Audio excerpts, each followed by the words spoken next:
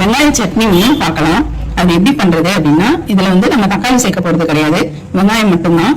அதுவும் நம்ம வெங்காயம் குக்கர்ல வேக வச்சு பண்ண போறோம். அதுக்கு வெங்காயம் சேர்த்துக்கலாம். உங்களுக்கு தேவையான அளவு சட்னி எவ்வளவு தேவையோ அந்த அளவுக்கு வெங்காயம் சேர்த்துக்கோங்க. உங்களுக்கு காரம் ஏற்ற மாதிரி போட்டுக்கோங்க. இப்ப வெங்காயமும் காஞ்ச மிளகாயும் போட்டாச்சு. இதை நம்ம குக்கர்ல ஒரு விசில் விட்டுலாம். ஒரு விசில் விட்டுட்டு அடுத்து நாம என்ன செய்யறதுங்கிறத பார்த்துடலாம். இதுல இந்த ஒரு கொட்டை புளி கொஞ்சமா எடுத்து அதுல கொட்டை எதுவும் இல்லாம கிளீன் பண்ணி இதோட சேர்த்துக்கோங்க. ஏன்னா நம்ம அரைச்சிடுவோம் இல்லையா, அதனால இது கிளீனான புளியா கொஞ்சம் ஒரு இந்த மாதிரி ஒரு கொட்டை அளவு எடுத்து அதையும் இதுல போட்டுக்கலாம். இப்போ இதை நம்ம வேக வச்சு எடுத்துடலாம். இப்போ கடாய் வச்சுக்கலாம். அதுல கொஞ்சமா எண்ணெய் ஊத்திக்கலாம். எண்ணெய் ஊத்திட்டு இதுல நம்ம பருப்பெல்லாம் போட்டு வறுத்துக்கலாம். ஒரு கைப்பிடி அளவு கடலை பருப்பு போட்டுக்கலாம். இது நல்லா ஃப்ரை ஆகட்டும், ப்ரௌன் கலரா. இப்போ இந்த கடலை பருப்பு நல்லா வறுபடட்டும். கடலை பருப்பு கொஞ்சம் ஹார்டா இருக்கும், அதனால அது வறுபட கொஞ்சம் லேட் ஆகும். இது கொஞ்சம் வறுபடட்டும். இப்போ இது வறுபட்டு இருக்கும் போதே நம்ம ஒரு கை துவரம் பருப்பு போட்டலாம்.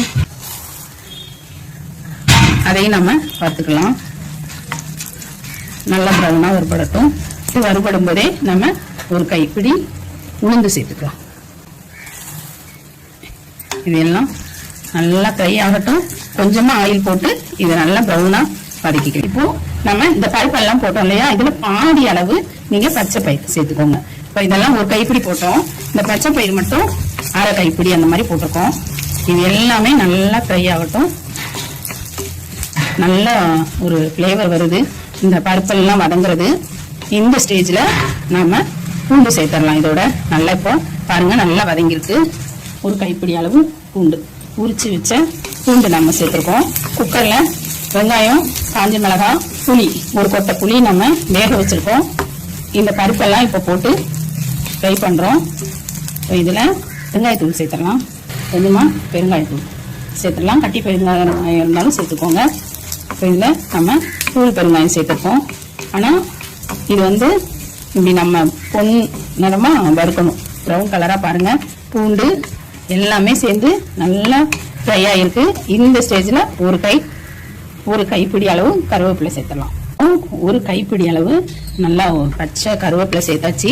இது காய்கறிகளுக்கு எல்லாமே இது ராஜா அப்படின்னு சொல்லலாம். இந்த கருவேப்பிலை அவ்வளவு சத்து இருக்கு அந்த கருவேப்பிலையில. இந்த கருவேப்பிலை இப்போ போட்டாச்சு. இப்போ துவரம்பருப்பு, கடலைப்பருப்பு, உளுத்தம்பருப்பு, பச்சை பயிறு, பூண்டு, பெருங்காயம், கருவேப்பிலை போட்டு நல்லா வதக்கியாச்சு. இப்போ கருவேப்பிலையும் போட்டு வதக்கியாச்சு. இந்த ஸ்டேஜ்ல நாம கல் உப்பு சேர்த்துடலாம். இதுக்கு தேவையான அளவு கல் உப்பு போட்டாச்சு. கல் உப்பு போட்டு ஒரு பரட்டிடலாம். இப்போ நம்ம ஆஃப் பண்ணிடலாம். ஆஃப் பண்ணிட்டு ஆறினோன்னு அரைச்சிடலாம். இப்போ நம்ம வெங்காயம் வேக வச்சோம் இல்லையா, அந்த குக்கரை பார்த்துடலாம். பாருங்க, வெங்காயம், காஞ்ச மிளகாய் நல்லா வெந்திருக்கு. இது ஆறின உடனே இதுவும் அந்த பருப்பு வகைகள்லாம் தாளிச்சோம் இல்லையா, அதை வறுத்து வச்சோம் இல்லையா, அதையும் போட்டு அரைச்சி எடுத்துட்டு வந்துடலாம். இப்போ இதை நாம ஆற வச்சிடலாம். இது காஞ்ச மிளகாய் நல்லா வெந்திருக்கு பாருங்க. இப்போ நம்ம இந்த நீங்கள் பிரித்து விட்டுக்கலாம். அப்படியேனாலும் அரைச்சிக்கலாம். ஆனால் இந்த மாதிரி பிரித்து விட்டிங்கன்னா கொஞ்சம் நல்லாயிருக்கும், சீக்கிரமாக ஆறிடும்.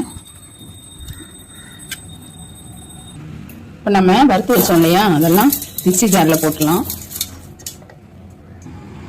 இதையும் வெங்காயம், காஞ்ச மிளகாய், புளி வச்சுருந்தோம் இல்லையா, அதையும் இந்த தண்ணியோட சேர்த்து நம்ம ஊற்றிடலாம்.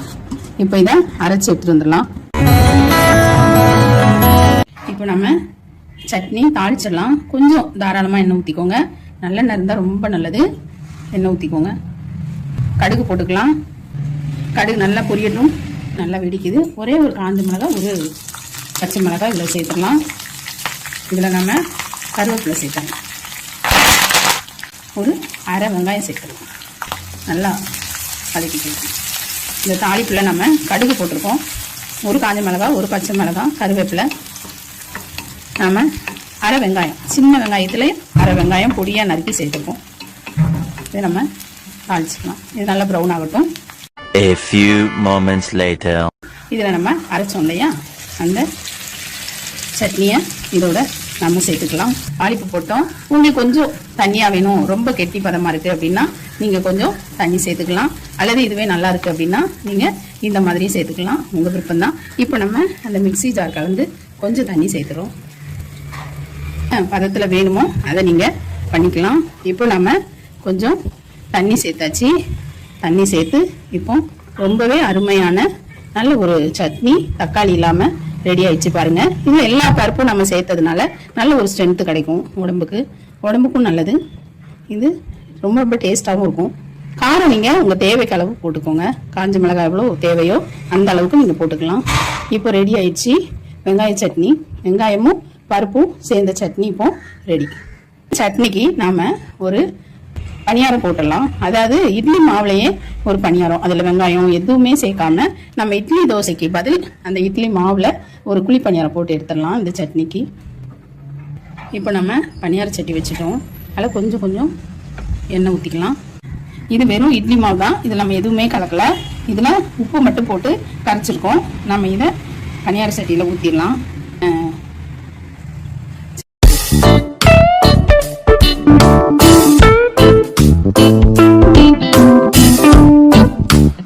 இதை நம்ம இதே திருப்பி போட்டுக்கலாம். பார்த்தீங்களா, இதை அப்படியே திருப்பிக்கலாம்.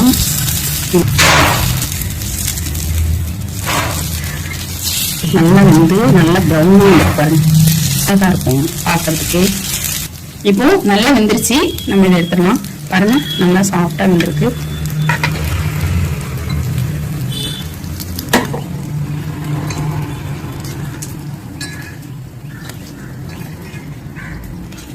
இப்போ பாருங்க ரெடி ஆயிடுச்சு.